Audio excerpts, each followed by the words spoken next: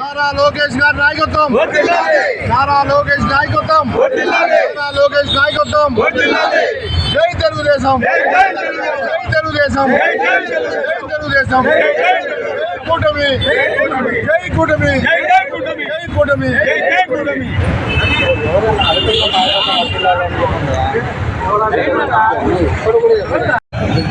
గౌరవనీయులు నారా చంద్రబాబు నాయుడు గారు, నారా లోకేష్ గారు, మల్లా శ్రీనివాస్ గారు వివిధ రాష్ట్ర కమిటీ, అదేవిధంగా జాతీయ కమిటీ ప్రకటించడం జరిగింది. దాంట్లో మేము ఊహించిన విధంగా నాకు జాతీయ కమిటీలో ఉపాధ్యక్ష పదవి ఇవ్వడం జరిగింది. కార్యకర్తలకు నిజంగా న్యాయం జరిగింది అనేదానికి నేనే నిదర్శనం. మొదటి నుంచి ఒక కార్యకర్తగా నగర కమిటీలో ఇద్దరేమి, జిల్లా కమిటీలో ఇద్దరేమి, రాష్ట్ర కమిటీలో పనిచేసి ఈ దినం జాతీయ కమిటీలో నాకు అవకాశం కల్పిస్తున్నాం.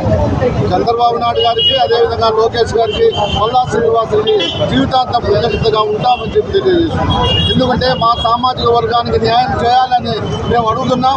అదేవిధంగా మా సామాజిక వర్గానికి న్యాయం చేశారు.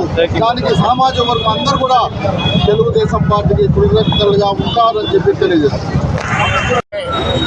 ఈరోజు తెలుగుదేశం పార్టీ జాతీయ కమిటీ కానీ రాష్ట్ర కమిటీ కానీ ప్రకటించడం జరిగింది.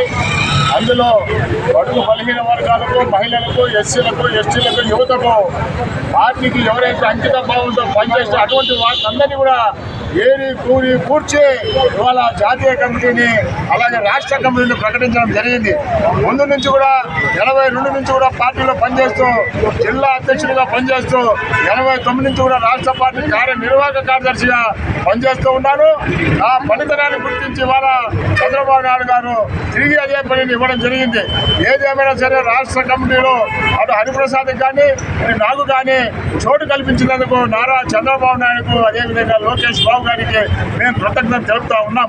ఎందుకంటే ఈ కమిటీ అత్యున్నతమైనటువంటి కమిటీ. ఎందుకంటే రాబోయే కాలంలో స్థానిక సంస్థలు ఎన్నికలు ఉన్నాయి. వాటిలో కూడా ఆచితూచి క్యాండిడేట్లను సెలక్షన్ చేసే బరువు బాధ్యత అంతా కూడా మా మీద ఉంటుందని చెప్పి మేము తెలియజేస్తా ఉన్నాం. అదేవిధంగా మరి రాబోయే 2029లో జనరల్ ఎలక్షన్స్ లో కూడా ఇదే ఉంటుంది. ఆ రోజు కూడా తిరిగి తెలుగుదేశం పార్టీ నారా చంద్రబాబు నాయకత్వంలో, లోకేష్ గారి నాయకత్వంలో, కూటమి నాయకత్వంలో తిరిగి అధికారంలోకి వస్తామని చెప్పేసి మేము ఘంటాపదంగా చెబుతా ఉన్నాం. ఏదేమైనా సరే 2029 ఎలక్షన్స్కు మేము అడుగులు వేస్తూ ముందుకు పోతూ పార్టీని నిర్మాణాత్మకంగా కష్టపడి పునర్నిర్మించుకుంటూ ముందుకు పోతాము. కాబట్టి 2029లో తిరిగి తెలుగుదేశం పార్టీ జెండా ఎగరేసేదానికి మేమంతా మా పార్టీ కార్యకర్తలతో సిద్ధంగా ఉన్నారని చెప్పి తెలియజేస్తాం. అందరికీ నమస్కారాలు.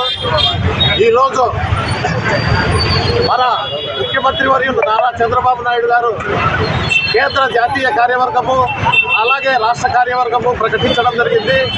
ఇందులో భాగంగా కడప జిల్లాలో బాలిశెట్టి హరిప్రసాద్ గారికి జాతీయ టీడీపీ ఉపాధ్యక్ష పదవి మరియు గోవర్ధన్ రెడ్డి గారికి రాష్ట్ర కార్యనిర్వాహక కార్యదర్శి ఇవ్వడము శుభాభినందనము, హర్షించదగ్గ విషయం.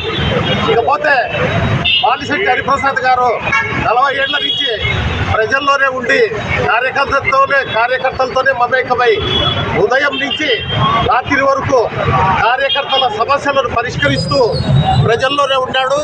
అలాగే ఆయన అనేకమైన పదవులు, నగర అధ్యక్ష పదవి చేశాడు, తర్వాత రాష్ట్ర కార్యదర్శి పదవి చేశారు.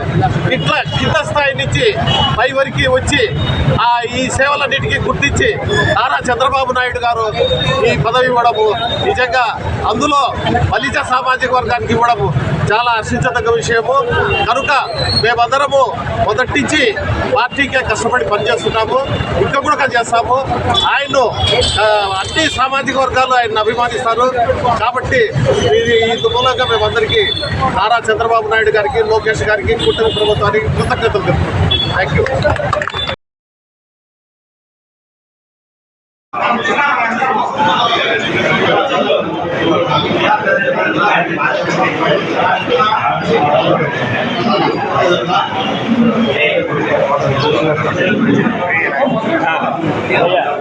చెయ్యి